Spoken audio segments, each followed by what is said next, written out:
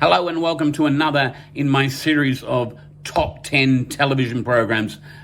Sticking with the United States, these are some of the longest running, most popular TV series from the 1970s. Number one is Gunsmoke, which I think I spoke about in my 60s video. It ran from 1955 until 1975, so it did cover 20 years of 20 seasons, 635 episodes.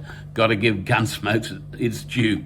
And number two, another show, a show that probably remains in the zeitgeist even longer than Gunsmoke, MASH. Popular comedy drama about a medical team during the Korean War. Began in 1972, and that date is significant. Ran until 1983, totaling 11 seasons, 251 episodes.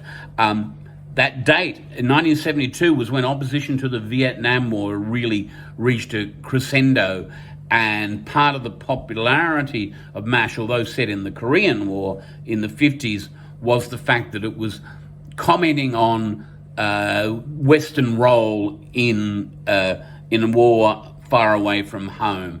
And there were some quite poignant episodes of that, but also hilarious characters. Hawkeye Pierce, of course, Alan Alda, the constant through there. But there were other characters who came and go. People wept when Commander, spoiler here, Henry Blake died. People loved Hot Lips Houlihan. They loved Klinger, Radar. Look it up. If you haven't seen MASH, you've really missed out. Okay, Bonanza, again, a Western. Began 1959, was in the 1960s list as well. Ran until 1973, 14 seasons, 431 episodes. Got to give it its due. Then the Carol Burnett Show.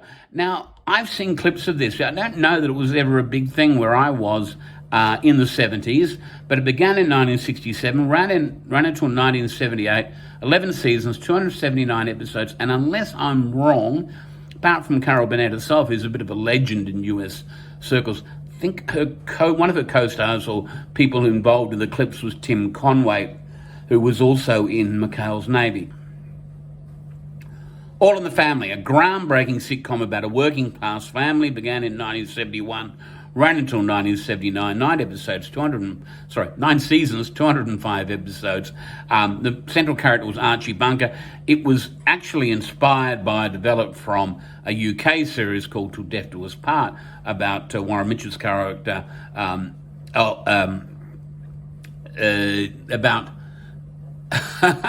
Alf Garnett, who was played by Warren Mitchell.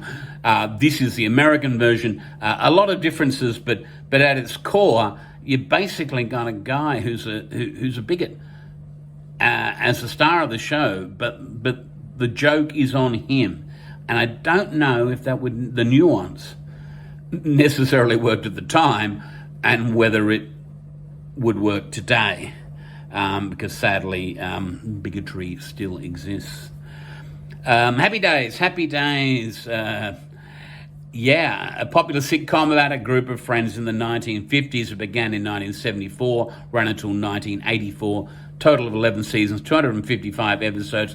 Happy Days gave us memorable characters like Richie Cunningham, Potsy, Ralph Malph, Mr. and Mrs. Cunningham, Joni, who got her own spin-off, Al, who ran the diner, but it also gave us the Fonz, Henry Winkler's character, which is an enduring character. And it also, as a consequence of that, gave us the term jump the shark, which is a term coined to mean when a TV program, particularly a sitcom, has reached its peak and it's all downhill from then. And the reason they say it's jump the shark is because there's an episode where the Fonz jumps over a shark, a death-defying stunt, on water skis, and it just seems so incongruous for the character and for the show. And people say, well, that was the beginning of the end. And of course, at the end of the show, Richie had left, the whole dynamic had changed. But there were spin-offs, including Mork and Mindy and Laverne and Shirley, and Joni Loves Chachi. So there you go. Happy Days endured beyond its original run. And many people still remember it fondly. As I said, do the Love Boat, a rom-com series set on a cruise ship. Began in 1977, ran until 1986. 9 seasons, 250 episodes.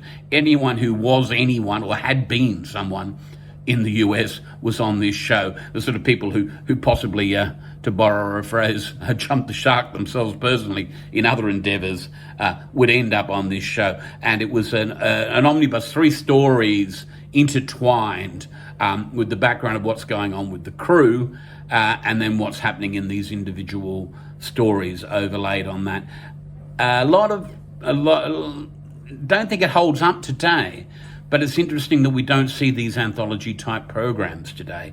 Whether there is a market for this kind of thing. Another example of this, of course, was Love American Style, before the Love Boat, and around the same time as Love Boat, Fantasy Island, where there were congruent stories happening within a larger framework. The characters of the Love Boat, of course, Captain Stubing, Doc, Julie, the cruise director, who disappeared for a while for personal problems, so Lauren Hughes, the actress who played the role,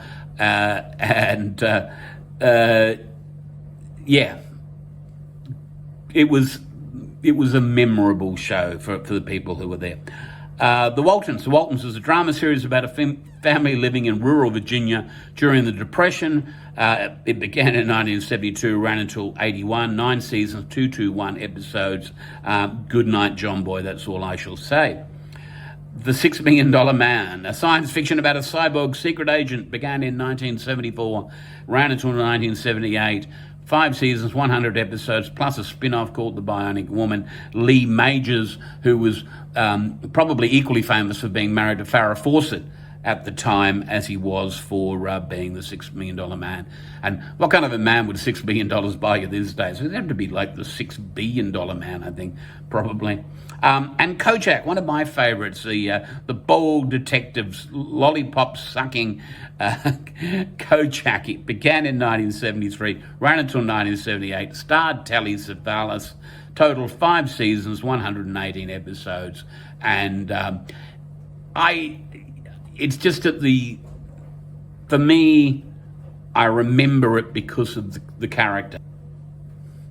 Thank you so much for watching this, another in a series.